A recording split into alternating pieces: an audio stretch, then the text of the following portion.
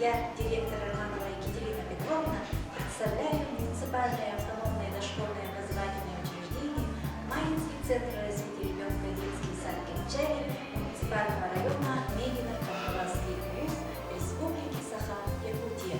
Наш детский сад имеет 50-летнюю историю воспитания и обучения детей дошкольного возраста. 22 декабря 2017 года мы переехали в новое трехэтажное каменное здание, оборудованное по современным требованиям, в котором функционирует 12 групп. Коллектив детского сада – это одна команда, это объединение многолетнего опыта и молодой активности. В нашем большом коллективе работают 75 работников, из них 37 педагогов.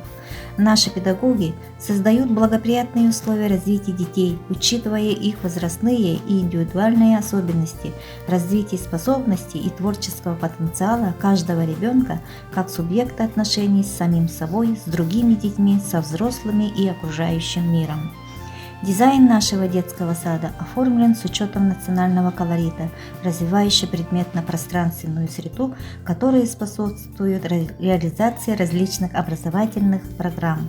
Пространство для наших детей многофункциональное, вариативное, трансформируемое, содержательное и доступное.